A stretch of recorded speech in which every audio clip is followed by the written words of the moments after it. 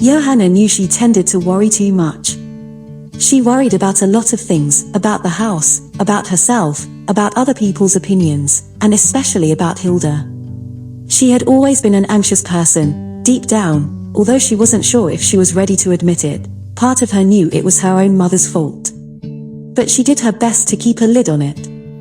Hilda wasn't like other children. She saw things differently, in a way that ran deeper than just being raised different, and she needed the freedom to be herself. Trying to get her to be normal, to give up her adventures and conform and be safe, would just hurt her. And Johanna knew that no amount of sleepless nights or judgmental looks from misunderstanding parents would ever change that. But recently, something else had changed. For the first time in her life, Hilda had friends her age, other kids who liked her for who she was and didn't mind her differences or the adventures. Johanna couldn't help feeling proud whenever they came over, talking happily about times spent together.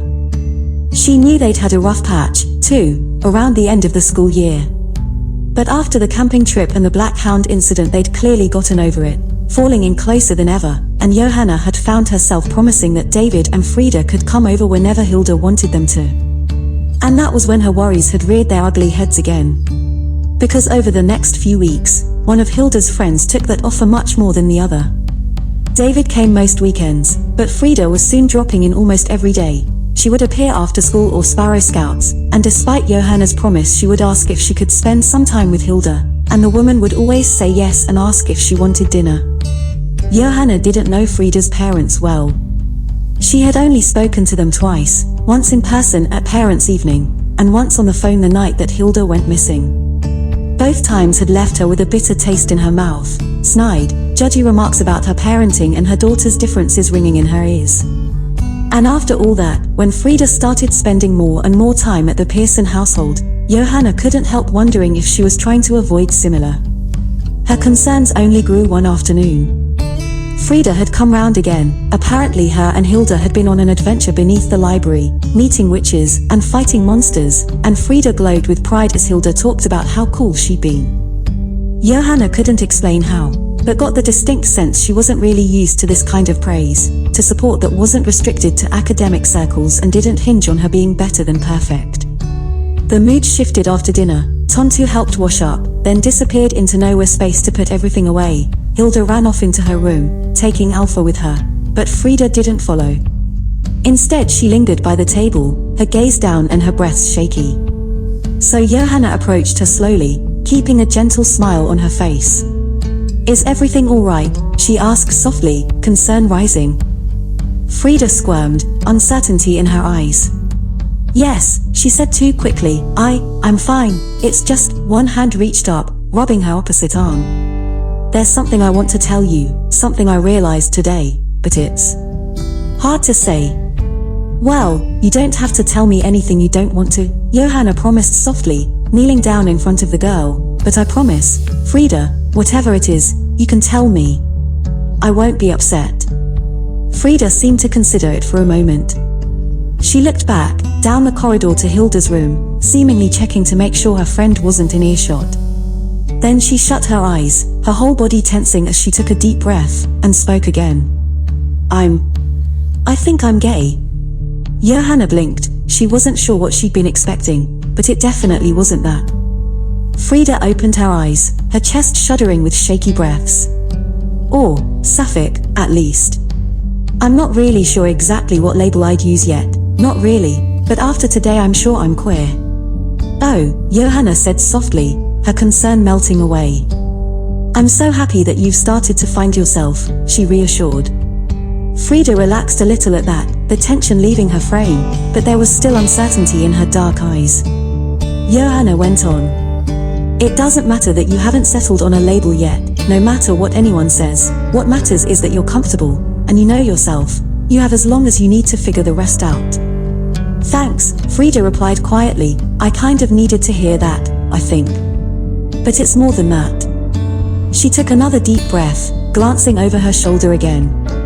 "The reason I started thinking about it, the reason I know, is because I think I have a crush on Hilda. I know that's probably weird for you to hear," she continued, more words spilling out in a torrent, "since you're her mum and all that. But being with Hilda always makes me feel different, in a good way. I don't really have the right words for it. I feel all warm and fluttery inside when we hang out together. And today especially, she really helped me, more than I think she even realized. I'm learning witchcraft now, because of her, and she's going to be my familiar. And I feel like I'm finding myself for the first time. She looked down, hanging her head.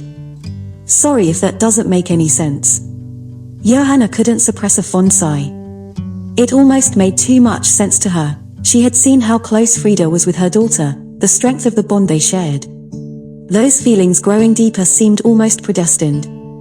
Frida, it's okay, she said gently, reaching out to place one hand on the girl's shoulder. I know those feelings can be hard to understand, trust me, I know.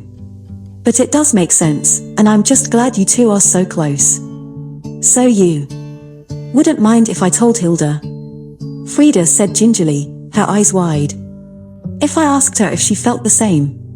Not one bit, Johanna promised. She leaned in close, a fond smile on her face. Between you and me, she whispered, I wouldn't be surprised if my daughter does share some of those feelings. But if she doesn't, just promise me you won't let it come between you, okay? You're such wonderful friends, and I'm sure she'll understand no matter what. Okay, Frida replied, a small smile crossing her face as her fears subsided. Thanks Mum. Her eyes snapped wide open, her cheeks darkening with embarrassment. Wait, no, Johanna, she blurted. Sorry. It's okay. Johanna cut her off, gently squeezing her shoulder. Now, I think Hilda's going to start worrying if you make her wait any longer. Right. Frida nodded, her embarrassment fading again. Johanna stood up, pulling her hand back. The girl turned away, and she watched as she hurried off towards Hilda's room with fresh confidence in her chest. Johanna smiled as Frida disappeared through that old wooden door, then sat down to make herself some tea. But as she headed over to the counter, she couldn't help worrying again. Did Frida really see her as a parental figure? Had she even come out to her own, real parents yet? And if she hadn't, and if she did really see Johanna that way, then what did that say about her home life? By the time Johanna had to drive Frida home that night, it was clear what had happened in that warm bedroom down the hall. The two girls held hands all the way down to the car, blushing and shooting furtive glances with their fingers intertwined. It made Johanna's heart swell, seeing the bond the two shared, and it swelled even more when Hilda stopped at the car door. Hey, Frida, she said awkwardly, tugging on their held hands just a little. Before you have to go, can I try something? What kind of thing? Frida replied softly, trust in her eyes. Hilda swallowed, watching the pair fondly. Johanna was already sure she knew what was coming. Would it be okay if I kissed you? The blue-haired girl asked. It's fine if not, I just feel like it would be nice. Of course it would be okay. Frida practically beamed, a blush spreading across her face again. She reached out, her free hand finding Hilda's, and they fell together happily. Johanna stepped back, not wanting to intrude, but she kept half an eye on the kids as their lips clumsily met for the first time. It was awkward and uncertain, middle school feelings made manifest, but it was just as sweet and genuine as the feelings behind it. And when they both broke apart again after a moment, blushes ear to ear and eyes shining with affection, there was something beautiful in the evening air around them. All right then, Johanna broke the comfortable silence, unable to keep the fondness from her voice.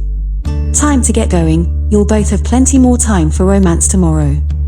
Frida grinned all the way home. That night, Johanna couldn't stop herself from lingering in Hilda's doorway as she headed to bed, looking down at the sleeping daughter she loved so much.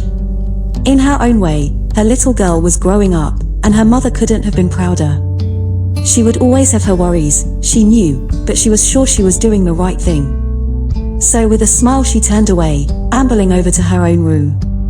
A sudden sound stopped her dead in her tracks, a brisk knocking, a flurry of almost frantic sounds from the living room. Immediately the hairs on the back of her neck stood on end. Why would someone be here so late? What could they be after so long after dark? She stepped briskly down the corridor, worry spiraling as she approached the flat door. She opened it slowly, peering around the wood to try and see who was outside, only to freeze at the sight. Her blood ran cold. There on her doorstep, shivering in the darkness of the lobby stairs, was the girl she had dropped home only a few hours ago. Johanna. Frida's voice was almost a whisper, fragile and pained. Her arms were wrapped tightly around herself, and alarm bells went off in Johanna's head as she realized the girl was wearing nothing but pajamas. She swallowed, then spoke again, her voice quavering. I'm sorry, I know it's really late, and I'm probably interrupting your evening, but you said I could come over whenever and She trailed off with a sharp sniffle. Johanna's heart broke at the pain in her voice. Of course, Frida, come in, she said quickly, stepping aside and pulling the door wide open. Frida hesitated on the threshold for a moment, before taking a deep breath and stepping forwards into the light of the apartment. Johanna breathed in sharply as she did, horrified surprise getting the better of her. Because the yellow lantern glow shone off red-rimmed eyes and tear tracks, and a half-broken child whose shivering seemed to come from more than just the cold. She quickly shut the door, turning and kneeling down in front of Frida. What happened, sweetheart? She asked, trying to keep the rising panic from her voice. Frida shifted uncomfortably, her gaze boring into the floor. She struggled for the right words. I had a big fight with my parents. Her face scrunched up, more tears leaking from her eyes. After today, I wanted to tell them what I told you, about knowing I'm queer, and dating Hilda, but they. She couldn't finish, the implication hung heavy in the empty air. Weren't they happy? Johanna breathed. Frida winced, then hung her head. They weren't. Unhappy, she said carefully, but the first thing out of Mum's mouth when I told her I liked girls was how do you know? She shook her head. She was really weird about it. She kept asking how I'd realized and if I was sure. Oh Frida, Johanna couldn't help saying. She already knew where this was going, long ignored memories rising in her mind. In the end I got her to admit it, the girl continued sadly. She said she was fine with those people, but she was sure I wasn't one of them, that I was just confused and too young to know that about myself and that I shouldn't be with Hilda. Dad agrees with her. She hung her head. They both have this idea of who I am in their heads, this perfect daughter who's just like them and nothing like I really am. And because me being queer wasn't part of that, I had to be wrong about it, about myself. I know how that feels, Johanna couldn't help saying. She reached out, putting one hand on the girl's shoulder. Trust me, I do, and I know you know yourself better than anyone. Frida just nodded limply, sniffling again. I ended up getting really mad at them, she admitted. I told them that I'm not who they think I am, and they don't know me well enough to say that about me. And I ended up admitting all the things they didn't know, about our adventures, about me becoming a witch, about everything. Johanna almost didn't dare ask her to continue, but she knew Frida had to get it all out. So she gently squeezed her shoulder, and as softly as she could she asked, how did they take that? Badly, Frida said, blunt and cold. They said they didn't know where this had come from, but this wasn't the daughter they raised. That Hilda's a bad influence and you're an awful mum and I shouldn't be coming here or spending time with her or getting involved with magic anymore. I tried to tell them they were wrong, that I'm just not who they thought I was, but they weren't having it. They said I wasn't welcome there unless I wanted to be their daughter again. But I just can't be that perfect girl, I'm not her. I tried to be, I really did, for so long, and when I failed I even took it out on Hilda at first because I couldn't accept it. But in the end I realized how wrong I was, it was my fault, and being with her and David and all of that made me so much happier than trying to live up to what my parents want. She sniffed again, but it was no use, her eyes welled up and overflowed, streams running down her cheeks and shining in the warm light. Johanna couldn't stop herself from reaching out, pulling the girl that she suddenly, desperately wanted to be her own against the soft fabric of her sweater. A lump settled in her throat, brought on by painful memories and deep sympathy. Oh, sweetheart, it's okay, she soothed. But it's not. Frida protested, squirming in her arms. I don't want to go back, but I can't go anywhere else, and I don't know what to do. Shush, Johanna replied, blinking as her eyes started to sting.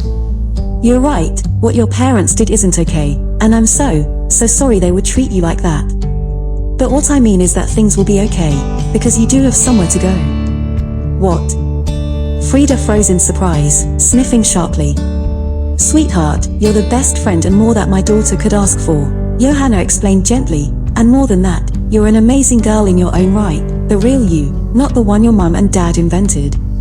You deserve a place to live, a better place, and I already promised you were always welcome here. Frida slumped against her at that, burrowing into the embrace. Besides, Johanna added fondly, you practically live here already. Frida cried at that. She let it all out into the woman's arms, soaking up comfort and warmth and letting her pain flow away in a flood of salt water. Johanna just held her as she let it all out, squeezing her reassuringly and running a hand through her dark curly hair as her body heaved with painful sobs. Finally she grew quiet, sniffing away the last of her tears. She shifted back, and Johanna opened her arms enough to let her pull her face away. Their gazes met, and Johanna felt a swelling of protective warmth at the fragile hope in her child's eyes. Tomorrow, we'll get everything we need, she promised. I'll tell Hilda, and we'll get new furniture, and she and Tontu can help me set up the spare room for you. You'll have your own space for as long as you need it. Thanks, Mum. Frida cut herself off, her face suddenly flushed under the tear tracks. Johanna. I mean Johanna. It's all right, Johanna promised, ruffling the girl's hair. Frida finally smiled at that, leaning into the touch. You'll be okay on an air mattress for one night, right? I'm sure we still have one somewhere. Actually, Frida replied gingerly, taking a deep breath, her cheeks darkened again. I know this is probably weird, you're not my mum, and my parents said I'm too old for this, but is there any chance I could sleep with you tonight? It's fine if not, I just don't really want to be alone. She winced as the words left her mouth, already braced for rejection. But Johanna just pulled her in tightly again, squeezing her gently. Of course that's okay, sweetheart, she promised, before quietly adding, Hilda still sleeps with me when she has bad dreams. Frida just murmured gratefully, exhausted and relieved and home. So Johanna scooped her up and got to her feet, cradling the girl against her front. And as she carried her into the apartment, despite the circumstances, she couldn't help feeling a growing warmth at the thought of Frida being part of her family too. In time, weeks would turn to months, and the girl would settle into her new and better home and learn to live and be loved without demand. But that was still to come, and for now, for that one cold, awful night, she was safe in the arms of a woman who cared. And that was enough.